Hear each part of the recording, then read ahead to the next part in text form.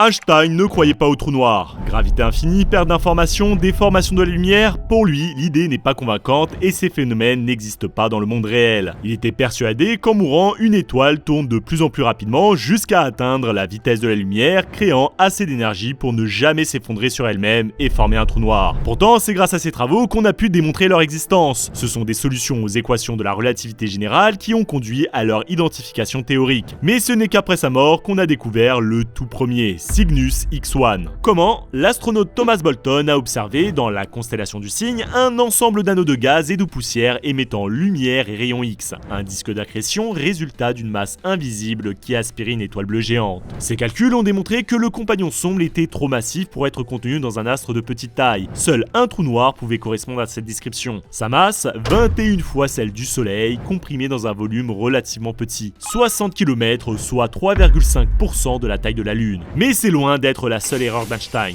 E égale mc2, ça te parle? Normal, c'est son équation la plus connue. Il l'a proposée en 1905 dans le cadre de sa théorie de la relativité restreinte. Elle signifie que l'énergie d'un système est égale à sa masse multipliée par la vitesse de la lumière au carré, montrant que la masse et l'énergie sont essentiellement la même chose, exprimée dans différentes unités. Ils sont donc interchangeables. Une certaine quantité de masse peut être convertie en une grande quantité d'énergie et vice-versa. Prenez 4 atomes d'hydrogène au centre du Soleil. Ces derniers subissent une série de collisions et finissent par fusionner pour former un atome d'hélium. Les calculs ont conclu que la masse de l'hélium est légèrement moindre que la somme des masses de l'hydrogène. Pourquoi? Cette différence de masse se traduit par la libération de l'énergie qui se manifeste sous forme de lumière et de chaleur. Cependant, il est important de noter que cette équation ne représente pas une solution universelle à tous les phénomènes de la physique. En effet, elle n'est applicable uniquement dans des circonstances spécifiques. Pour un objet immobile et de masse non nulle, elle ne s'appliquerait pas aux particules sans masse ni aux objets en mouvement. À titre d'exemple, une pierre immobile posée sur le sol, sa vitesse est nulle et sa masse est la quantité de matière qu'elle contient. Suivant l'équation d'Einstein, en la multipliant par le carré de la vitesse de la lumière, on obtient une énergie intrinsèque appelée énergie de masse au repos. Ce n'est que plus tard que le physicien Hendrik Lorentz propose une équation similaire, prenant en compte les corps en mouvement. C'est ce gamma, dénommé facteur de Lorentz, qui a introduit le concept de vitesse et donc le déplacement pour un corps de masse non nulle. Dans un accélérateur de particules comme le LHC au CERN, les protons sont accélérés à des vitesses très proches de celles de la lumière. Lorsqu'ils entrent en collision, ils libèrent une énorme quantité d'énergie, calculée grâce à cette équation qui peut créer des nouvelles particules. Cette approche a permis la découverte du boson de Higgs en 2012, une particule fondamentale qui contribue à notre compréhension de la masse d'autres particules. Cela dit, ça ne permet toujours pas d'estimer l'énergie des corps sans masse comme les photons,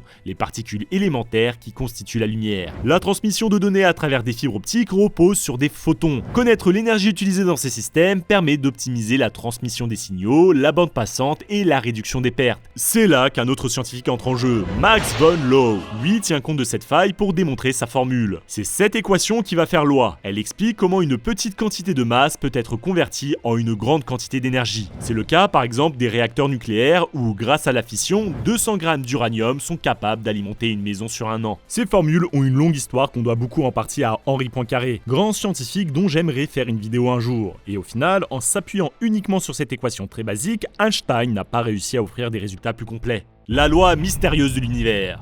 En 1915, Einstein a bouleversé notre compréhension de ce dernier, en publiant une nouvelle équation qui établit un lien crucial entre l'énergie, la masse et la gravité, la théorie de la relativité générale. Grâce à cette avancée majeure, nous avons pu mieux comprendre la gravitation des corps célestes et les mouvements des planètes. Les calculs relatifs aux mouvements des planètes et des satellites artificiels doivent intégrer les effets relativistes pour des prédictions précises. Par exemple, les systèmes GPS corrigent les effets de la relativité générale pour fournir des positions exactes. Cette découverte a permis de relever les mécanismes profonds régissant la courbure de l'espace-temps sous l'influence de la matière et de l'énergie. On vous le cache pas, l'équation est complexe. Pour la comprendre, prenez un tapis élastique et mettez-y des cailloux de différentes tailles. Les plus gros vont créer des creux et entraîner dans leur courbure les plus petits à proximité.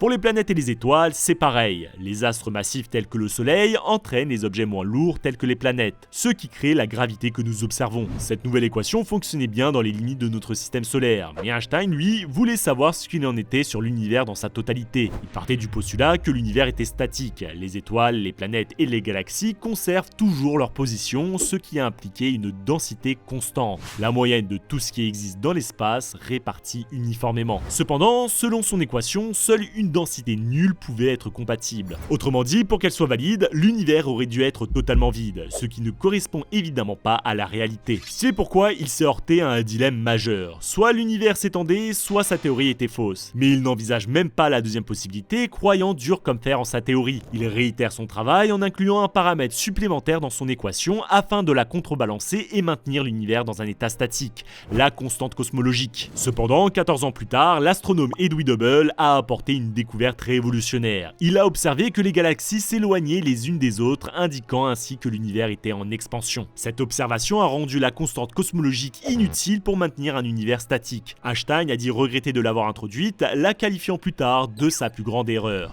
Mais ce n'est pas encore fini, les observations des supernovas lointaines par les astronautes ont relevé que non seulement l'univers était en expansion, mais que cette expansion s'accélérait avec le temps. Bon, ça ne pouvait pas être expliqué uniquement par la matière visible et la gravité connue, quelque chose semblait pousser l'univers à s'étendre plus rapidement. C'est dans ce contexte que la constante cosmologique a été reconsidérée comme une clé potentielle pour expliquer ce phénomène, et interprétée comme une forme d'énergie possédant une pression négative appelée énergie noire, qui constitue environ 70% de la densité d'énergie totale de l'univers. L'énergie noire associée à lambda agit de manière répulsive, elle contrebalance la force gravitationnelle attractive et cause l'accélération de l'expansion de l'univers. Ainsi, ce qui avait été envisagé comme une modification de la théorie d'Einstein s'est révélé être un élément fondamental pour comprendre la dynamique à grande échelle de l'univers et pour explorer la nature mystérieuse de l'énergie sombre. Sans elle, nous n'aurions pas pu expliquer pourquoi les supernovas apparaissent plus faibles que prévu à de grandes distances, indiquant que l'univers s'étend à un rythme accéléré.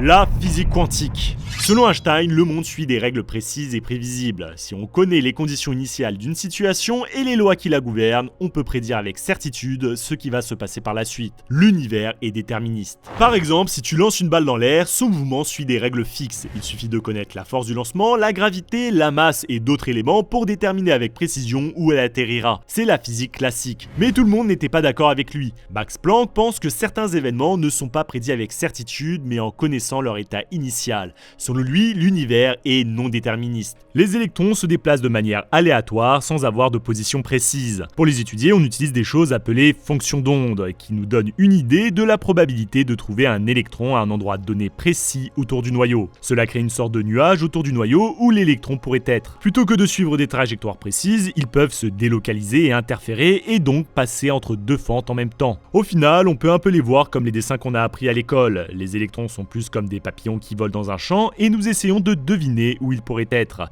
C'est la physique quantique. Qui dit physique quantique dit le chat de Schrödinger. Enfermé dans une boîte contenant un flacon de poison, tant qu'elle est fermée, il est considéré à la fois vivant et mort. C'est seulement en l'ouvrant et en l'observant qu'on détermine son état. Mais Einstein n'y croyait pas du tout. Ce qui le dérangeait, c'est le côté aléatoire de cette branche de la science. Ça allait à l'encontre de sa conviction profonde en un univers où tout est régi par des règles précises. D'où sa célèbre phrase « Dieu ne joue pas au dé avec l'univers ». Mais aujourd'hui, elle est soutenue par des preuves expérimentales solides qui ont été en partie menées par le français prix Nobel de physique Alain Aspect et a conduit à d'importantes avancées technologiques. Ces applications sont utilisées directement dans la médecine avec l'IRM. Cette technologie utilisée pour prendre des images de l'intérieur du corps humain. Pour comprendre comment ça marche, on doit penser aux noyaux atomiques dans notre corps, comme ceux de l'eau. Ces noyaux se comportent un peu comme des aimants minuscules. L'IRM utilise des champs magnétiques et des ondes radio pour les faire bouger, puis les détecter pour créer des images. C'est un peu comme si on utilisait des aimants pour faire bouger des petites pièces dans un jeu, puis on prenait des photos pour voir où elles se trouvaient. En utilisant cette méthode, les médecins peuvent voir à l'intérieur du corps sans avoir besoin d'ouvrir quoi que ce soit. C'est une façon cool et sûre d'examiner les organes et les tissus internes. Ainsi, l'étude des IRM est intimement liée à la physique quantique en raison de la nature des spins nucléaires, des principes d'incertitude, de superposition et de l'interprétation probabiliste des résultats. Bien que le déterminisme classique puisse être contourné dans le domaine quantique, l'IRM reste un outil précieux pour la médecine et la recherche biomédicale. Les lentilles gravitationnelles.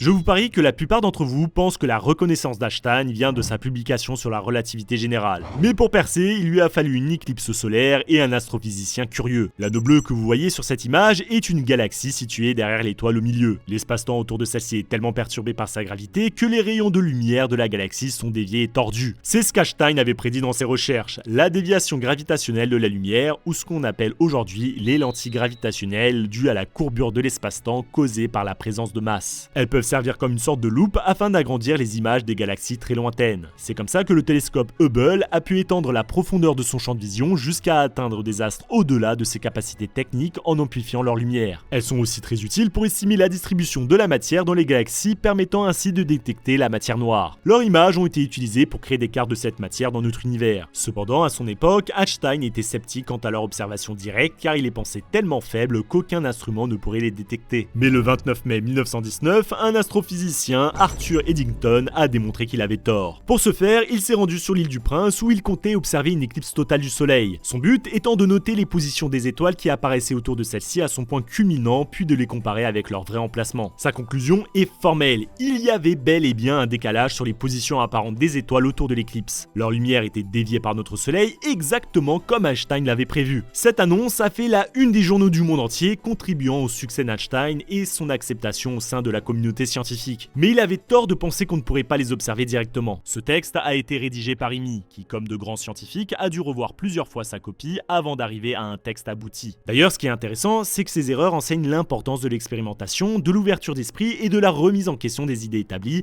même celles qu'on a soi-même formulées. Ainsi, elles ne diminuent pas Einstein en tant que scientifique, mais renforcent plutôt l'image d'un homme qui était profondément humain et résolument dédié à la quête de la vérité.